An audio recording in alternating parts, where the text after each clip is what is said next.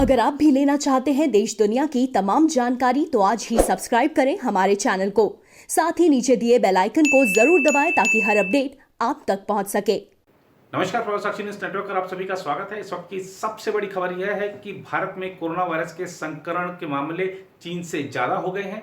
चीन का वैसे तो जो असल आंकड़ा है तो लाखों का होगा संक्रमितों का, लेकिन चीन ने पूरी दुनिया को जो आधिकारिक आंकड़ा बताया था वो था 82,933 का। अब बताया जा रहा है कि भारत में जो संक्रमण के मामले हैं 83,000 को पार कर चुके हैं। पूरी दुनिया पर कोरोना वायरस के मामलों पर नजर रखने वाली वेबसाइट worldometer.info का कहना है कि भारत में शुक्रवार शाम तक के आंकड़े 83,000 को पार कर गए हैं। हालांकि स्वास्थ्य मंत्रालय के शुक्रवार सुबह के आंकड़े बताते हैं कि भारत में 81,970 लोग संक्रमित थे, लेकिन जिस तरह से रफ्तार बढ़ रही है संक्रमितों की, तो ये जो वेबसाइट जिसका हमने आपको उल्लेख किया उसके मुताबिक भारत में 83,000 को क्रॉस कर गई है संख्या, और इसके साथ ही भारत संक्रमितों की संख्या के मामले में चीन से आगे निकल गया है। अब भारत में कोरोना वायरस की जो स्थिति है उससे निपटने के लिए सरकार की तरफ से जो जो प्रबंध किए जा रहे हैं, जो जो उपाय किए जा रहे हैं, उनकी क्या जो रिजल्ट आ रहे हैं और अभी हमारी क्या तैयारी है, आगे आने वाले दिनों में क्या तैयारी करनी है, इसके लिए ग्रुप ऑफ मिनिस्टर्स ने आज एक महत्वपूर्ण बैठक भी की है। इसके बारे में आपको विस्तार से बताएंगे। उससे पहले आपको एक बड़ी अच्छी खबर दे देते हैं। जुलाई के अंतिम सप्ताह में भारत को 4 राफेल विमान मिल सकते हैं। हालांकि ये पहले ही मिलने थे, लेकिन कोविड-19 और ये जो लॉकडाउन पूरी दुनिया में था उसको देखते हुए ये जो विमानों की आपूर्ति है वो थोड़ा सा टल गई थी। इसके बाद हम आपको ये भी बताएंगे कि कैसे लॉकडाउन 4 आपको राहतें देने वाला है। बताएंगे आपको कि किस राज्य सरकार ने केंद्र सरकार को क्या लिख कर दिया है कि उसके राज्य में क्या छूट होनी चाहिए और कहां पे प्रतिबंध होने चाहिए। फिलहाल डालते हैं आज की जो दिन भर घटनाओं से जो भरा रहा उस पर एक नजर डालते हैं और आपको बताते हैं सबसे पहले राफेल की बात। भारत को मिलने वाले 36 राफेल लड़ाकू विमानों में से पहले 4 विमानों के जुलाई के आखिरी हफ्ते तक भारत पहुंचने की उम्मीद है।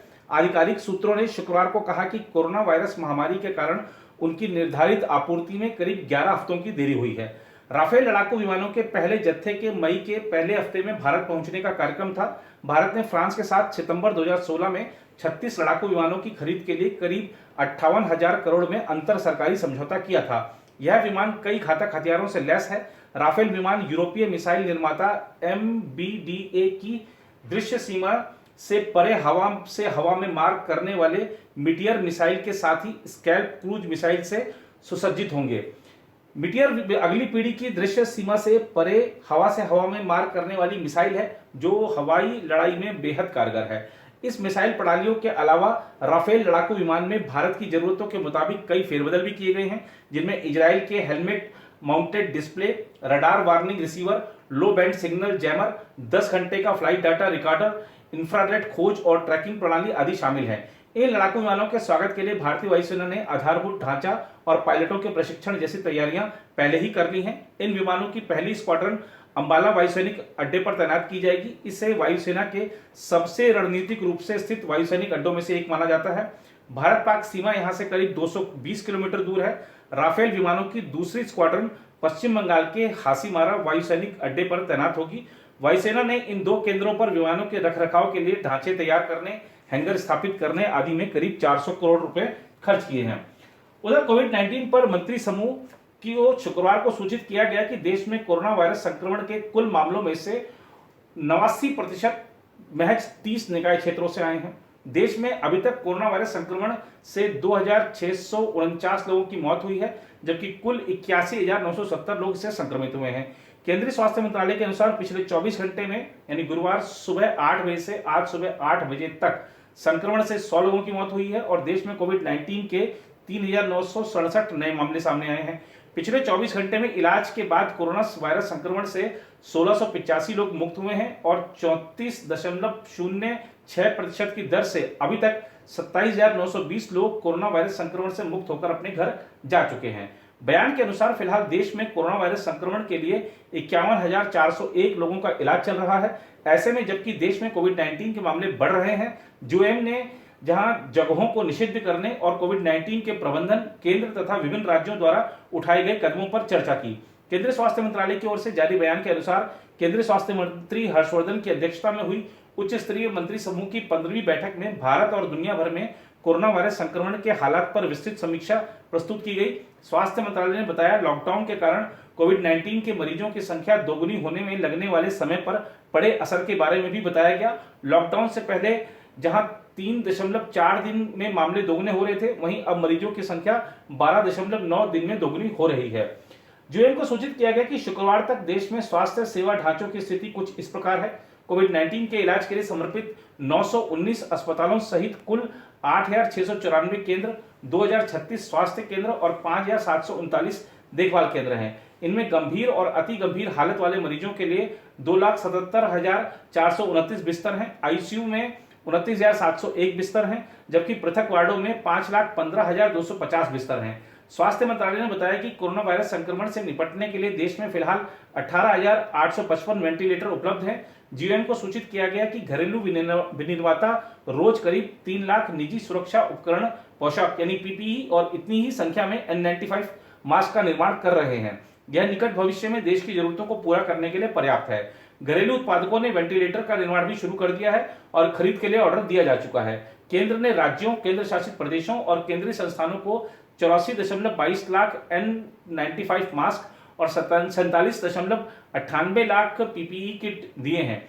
आईसीएमआर के महानिदेशक बलराम भार्गव ने जीओएम को सूचित किया कि 509 सरकारी और निजी प्रयोगशालाएं मिलाकर फिलहाल एक दिन में कोरोना वायरस संक्रमण के लिए करीब 1 लाख नमूनों की जांच हो रही है।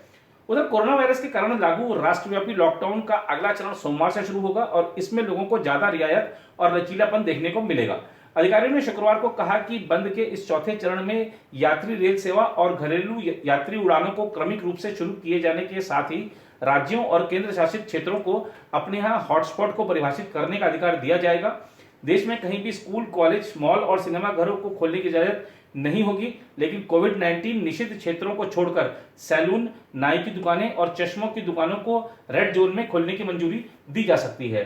केंद्र सरकार में बंद में छूट को लेकर चल रही बातचीत की जानकारी रखने वाले एक अधिकारी ने कहा कि लॉकडाउन 4 में पहले के चरणों की अपेक्षा लोगों को ज्यादा छूट मिलेगी और इस दौरान ग्रीन जोन को पूरी तरह खोल दिया जाएगा। ऑरेंज जोन में बेहद कम बंदिश होगी, जबकि रेड जोन के निषिद्ध क्षेत्रों में ही सख्त पाबंदियां होंगी। अंतिम दिशा निर्देश हालांकि राज्य सरकारों से मिले परामर्श का अध्ययन करने के बाद केंद्रीय गृह मंत्रालय द्वारा जारी किए जाएंगे। अधिकारियों के मुताबिक पंजाब, पश्चिम बंगाल, महाराष्ट्र, असम और तेलंगाना चाहते हैं कि बंद जारी रखा जाए। इनमें से कुछ चाहते हैं कि कोविड-19 की स्थिति के मुताबिक जिलों को जोन रेड, ऑरेंज और ग्रीन का निर्धारण का अधिकार उन्हें दिया जाए। अधिकारी ने बताया कि राज्य सरकारों के अनुरोध को स्वीकार किया जा सकता है, जिससे वे जमीनी स्थिति के आधार पर किसी खास जगह लोगों की आवाजाही और आर्थिक गतिविधियों पर पाबंदी या उन्हें शुरू करने की मंजूरी दे सके। अधिकारी ने कहा, कोई भी राज्य बंद को पूरी तरह खत्म नहीं करना चाहता, लेकिन सभी क्रमिक रूप से आर्थिक गतिविधियों को बहाल करना चाहते हैं। रेलवे और घरेलू उड़ानों के क्रमिक और आवश्यकता आधारित संचालन को अगले हफ्ते से मंजूरी मिलने की संभावना है, लेकिन दोनों ही सेक्टरों के पूरी तरह खुलने की संभावना अभी तत्काल नहीं है। अधिकारी ने कहा कि बिहार, तमिलनाडु, कर्नाटक उन राज्यों में शामिल थे जो नहीं चाहते हैं कि ट्रेन और हवाई सेवाओं को पूरी तरह बहाल किया जाए, कम से कम मई के अंत तक तो नहीं हो। रेलवे दिल्ली से 15 स्थानों के लिए पहले ही विशेष ट्रेनों का संचालन शुरू कर चुका है और इसके अलावा बंद की वजह से देश के अलग अलग इलाकों में फंसे प्रवासी कामगारों को उनके गंतव्य तक पहुंचाने के लिए सैकड़ों श्रमिक विशेष ट्रेनों का संचालन भी किया जा रहा है।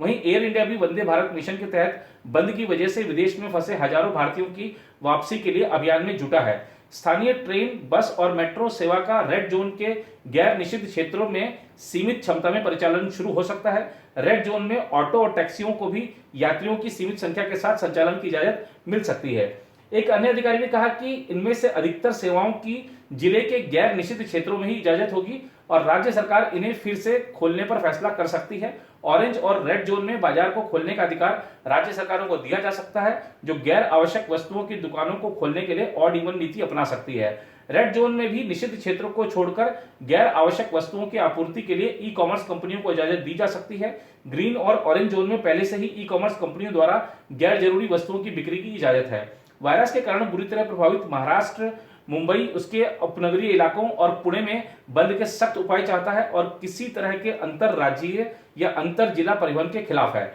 वहीं गुजरात प्रमुख शहरी केंद्रों में आर्थिक गतिविधियों को फिर से शुरू करने के पक्ष में है। महाराष्ट्र के बाद देश में संक्रमण के मामलों के लिहाज से गुजरात दूसरे नंबर पर है। अधिकारी ने कहा कि दिल्ली, कर्नाटक, आंध्र प्रदेश और केरल समेत कुछ राज्य आर्थिक गतिविधियों को खोलने के पक्ष में है। माना जा रहा है कि पर्यटन उद्योग को पटरी पर लाने के लिए केरल ने रेस्तरां और होटलों को फिर से खोलने का सुझाव दिया है। बिहार, झारखंड और उड़ीसा में हाल में प्रवासी मजदूरों की वापसी के बाद कोविड-19 के मामलों में तेजी आई है और वे चाहते हैं कि बंद जारी रहे और लोगों की आवाजाही पर सख्ती हो। प्रधानमंत्री नरेंद्र मोदी ने 24 मार्च को पहली बार 21 दिनों के लिए बंद की घोषणा की थी। इसे पहले 3 मई तक और फिर 17 मई तक बढ़ा दिया गया था। छत्तीसगढ़ के मुख्यमंत्री भूपेश बघेल ने प्रधानमंत्री नरेंद्र मोदी से आग्रह किया है कि अभी कुछ हफ्तों के लिए अंतरराज्यीय सीमाएं नहीं खोली जाएं और अर्थव्यवस्था को पटरी पर लाने के लिए आर्थिक गतिविधियों को सावधानीपूर्वक आरंभ करने की अनुमति दी जाए। उधर केंद्रीय गृह सचिव ने राज्यों को पत्र लिखा है और पत्र में कहा है कि प्रवासी श्रमिकों को रोड पर और जो रेलवे ट्रैक है वहां पर नहीं चलने दें, उनके लिए बसों की व्यवस्था करें, परिवहन की व्यवस्था करें, उनके लिए भोजन की व्यवस्था करें। इस बीच राजस्थान के मुख्यमंत्री ने भी आदेश दिया है प्रशासन के अधिकारियों को कि कोई भी प्रवासी श्रमिक सड़कों पर चलता हुआ नहीं पाया जाए, उनके लिए बस की व्यवस्था की जाए और अगर सड़क पर पैदल चलते हुए पाए गए तो उसके लिए अधिकारी जिम्मेदार होंगे, उनके परिवहन की व्यवस्था जरूर होनी चाहिए। उत्तर प्रदेश के मुख्यमंत्री योगी आदित्यनाथ ने भी प्रशासन के सभी अधिकारियों को निर्देश दे दिया है कि कोई भी प्रवासी श्रमिक पैदल सड़क पर चलता हुआ नहीं दिखाई दे, उसके लिए परिवहन की व्यवस्था की जाए और जिस जिले में भी है वो वहां पर उसके समुचित भोजन की भी व्यवस्था की जाए। जब भी लोग पहुंच रहे हैं, प्रवासी श्रमिक अपने स्थानों पर पहुंच रहे हैं तो उनके लिए भोजन की पर्याप्त व्यवस्था हो, ऐसा मुख्यमंत्री योगी आदित्यनाथ ने भी निर्देश दे दिए हैं। अन्य राज्य सरकारें भी इसी तरह के कदम उठा रही हैं। फिलहाल इस रिपोर्ट पर इतना ही। बाकी देश दुनिया की खबरों के लिए बने रहे आप प्रभा साक्षी के साथ।